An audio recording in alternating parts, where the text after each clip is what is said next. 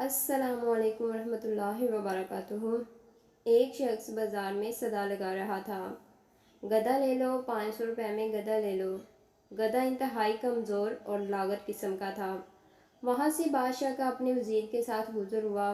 بادشاہ وزیر کے ساتھ گدھے کے پاس آیا اور پوچھا کتنے کا بیچ رہے ہو؟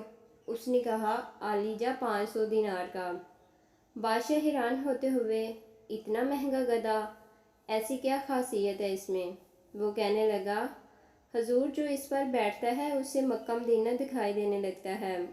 بادشاہ کو یقین نہ آیا اور کہنے لگا اگر تمہاری بات سچ ہوئی تو ہم اسے 1 لاکھ کا خرید لیں گے، لیکن اگر جھوٹ ہوئی تو تمہارا سر قلم کر دیا جائے گا۔ ساتھ ہی وزیر کو کہا کہ اس پر بیٹھو اور بتاؤ کیا دکھتا ہے۔ وزیر بیٹھنے لگا تو گدھے والے نے کہا جناب مکہ مدینہ کسی گنہگار انسان کو دکھائی نہیں دیتا۔ وزیر ہم گنہگار نہیں، ہٹو سامنے سے۔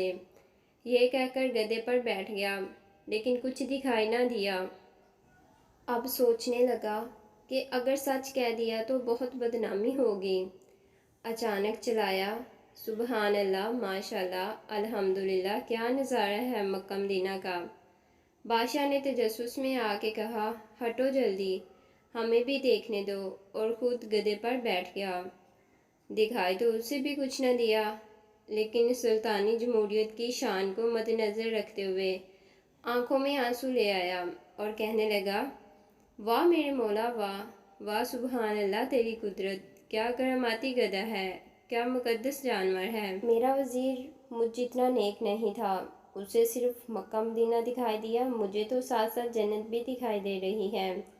اس کے اترتے ہی عوام ٹوٹ پڑی، کوئی گدھے کو چھونے کی کوشش کرنے لگی، کوئی چومنے کی، کوئی اس کے بال کاٹ کر تبرک کے طور پر رکھنے لگا، وغیرہ وغیرہ۔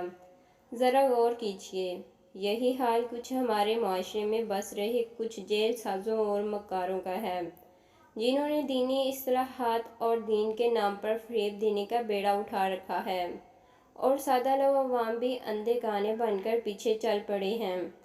اللہ پاک ہم سب کو سمجھ اور عمل کی توفیق عطا فرمائے، آمین۔ مزید اچھی ویڈیوز کے لیے ہمارے چینل کو لائک، سبسکرائب اور شیئر کریں۔ شکریہ۔